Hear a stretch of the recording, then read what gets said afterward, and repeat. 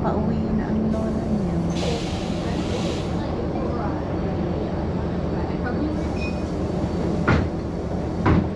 Tapos na naman ang ang 8 hours a day ko.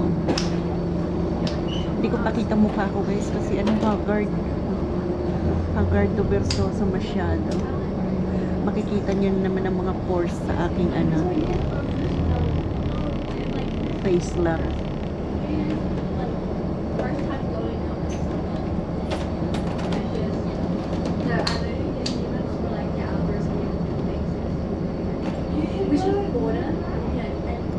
Ito na nga guys, may nagtatanong sa akin na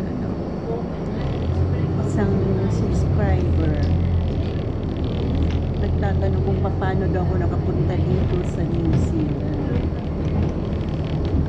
Paano ako nakapunta, paano yung process ng aking mga documents. Sumakay ako ng airplane. Joke lang.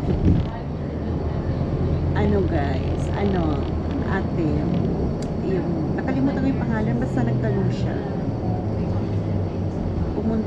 Pumunta ako dito as visitor's visa. Sandali lang nung 2019, sandali lang yung process. Mabilis pa noon hindi pa masyadong mahigpit yata noon 2019. August ako pumunta dito 2019. Wala nga 1 month yung process ng aking visitor's visa.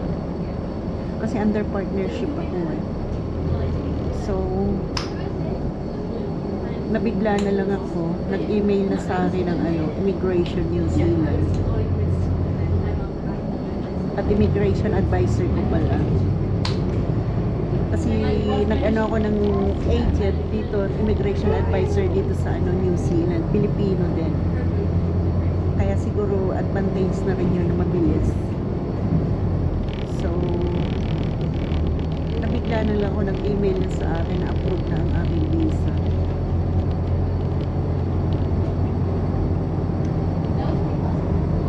Kaya yun, ang lola niyo. Nag-stay pa ako ng Pinas yata ng 1 month bago ako nag-fly papunta dito.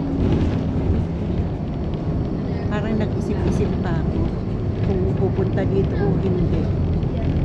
Parang ganun nga ang nangyari. Tapos ayun,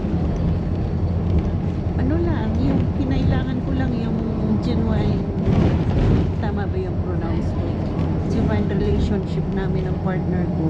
Pilipino din partner ko. Tapos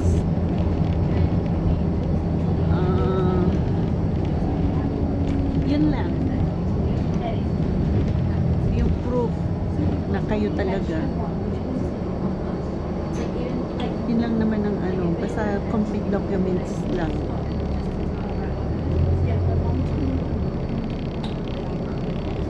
So yun, nakapunta ako dito August 24, 2019.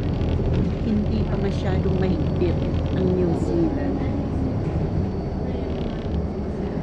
I think mahigpit na rin, kaya lang hindi yung kagaya ngayon na marami ng kailangan. Tapos guys, pagdating ko dito, kasi 9 months, 1 year yung visitor's visa ko, 1 year ang binigay sa akin. Tapos after 3 months ba o 4 months, nag-apply na ako ng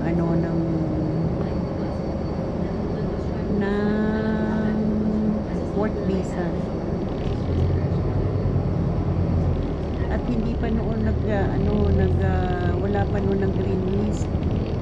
Hindi pa nag-required ng ganung mga yung ngayon na 33 point something dollar per hour. Kailangan makakuha ka ng employer na gano'n.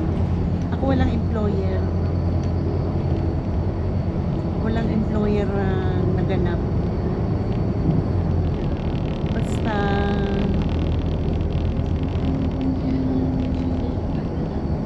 ganun guys, wala akong employer. Nabigyan ako ng work visa hindi ako nag-apply sa ano, sa employer. Yeah, yun ang ano ko, basta hindi ako nag-apply. Tapos ano na lang,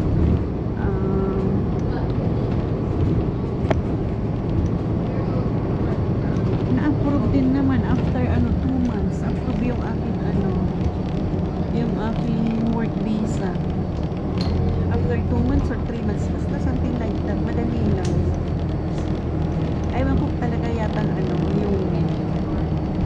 yung para sa akin talaga dito. Nakaguest din talaga ako dito sa New Zealand. Yun yata. Kasi lahat ng ano ko, lahat approve. Visitors visa approve agad. Tapos yung work visa approve agad. Dito talaga ako. Dito talaga ang ano ko, destinasyon. Kasi gusto ko na nga umuwi nun eh. Kasi nga una ko pa lang dito, nakita ko boring talaga. Wala, kasi wala. Yung pakiramdam ko ba guys, ghost town yung ano, New Zealand. Kasi pagdating ko makita mo agad kabundukan. Yung mga dinadaanan mo kabundukan tapos dagat. Gabi pa ako dumating. Walang katao-tao. Tapos yung kinaumagahan nakita ko pa. Since may walang katao-tao, nagkaroon ng tao nung mga siguro mga 8 na. Then pagdating ng 6 ng gabi, wala nang tao agad. Wala ka na makikita ng umagalang tao. Kaya naboring ako nung gusto ko na umuwi.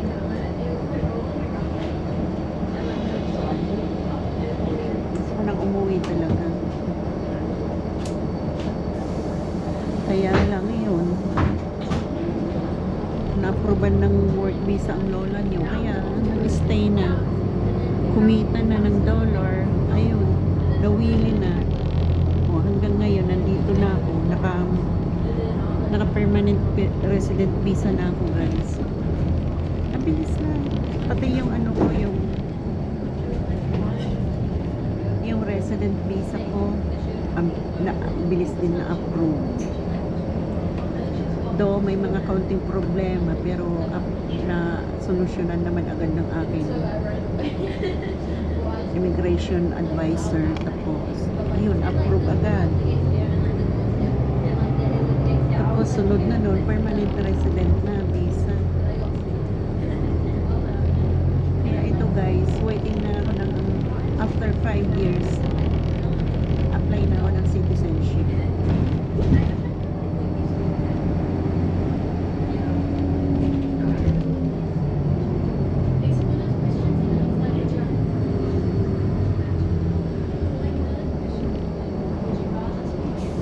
So, ayun guys. Bakit ako nakarating dito sa New Zealand? Madali lang.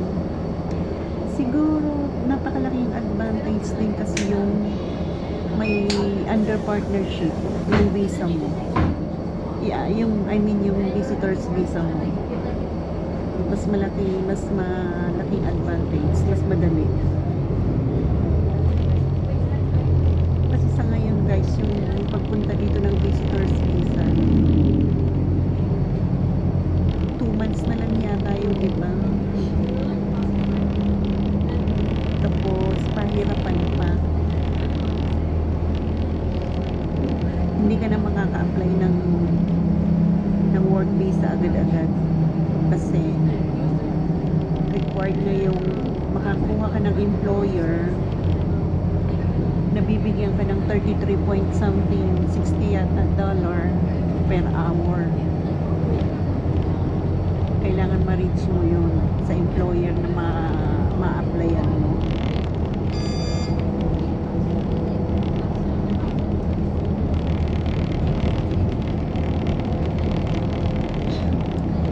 Ang hirap na din. Ang hirap na ngayon pumunta dito.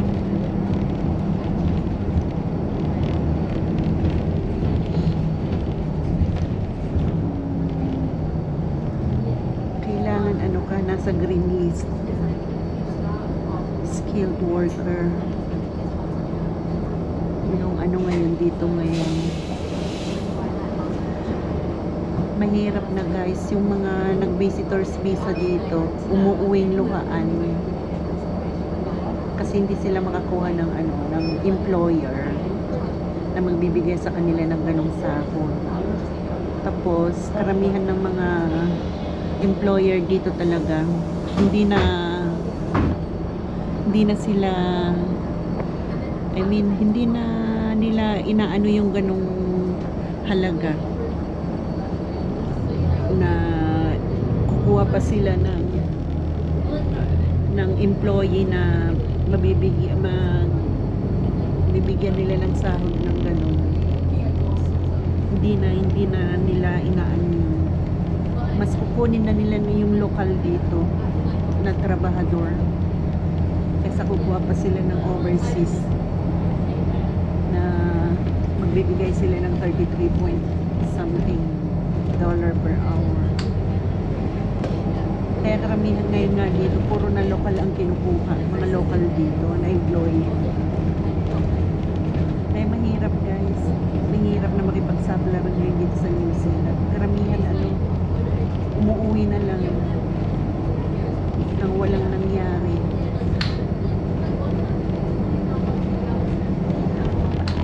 Mas maganda siguro guys pag dyan kayo mag-apply sa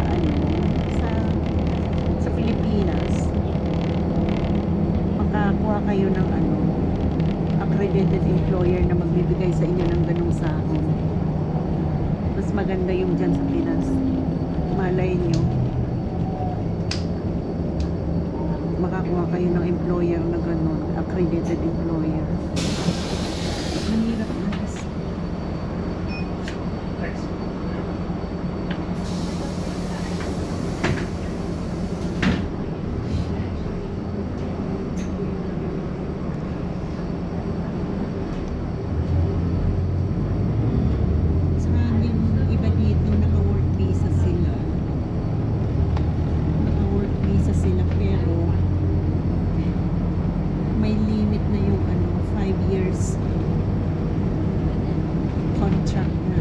Uwi na. Pag hindi ka nakakuha ng residency, uwi na. Pag hindi ka ma-approve ng residency, uwi ka na lang.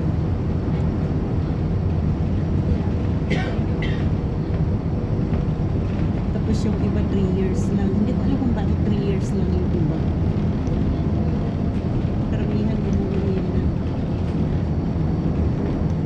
Tapos yung mga nandito naman, minsan na yung resident na dito nawawalan pa rin ng work dahil nasa sa yung mga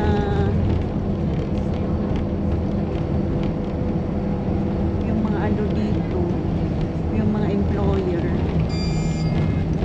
yung mga company nagko-close na rin yung iba.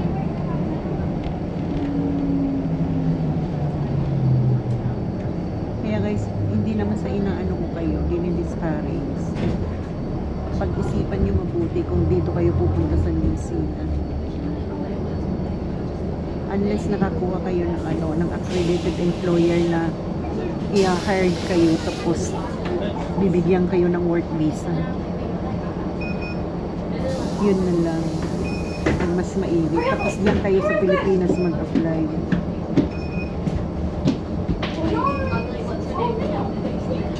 Huwag nyo na yung visitors visa kasi ang hirap. Ang konti ng chance na makakuha kayo ng accredited employer dito pag visitors visa kayo.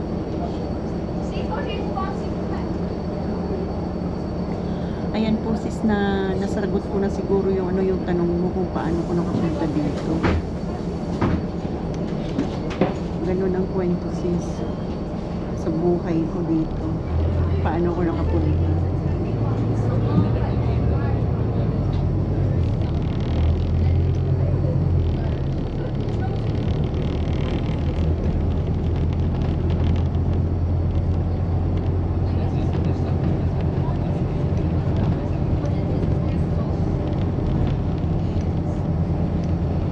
Iba na kasi ngayon dito guys sa New Zealand.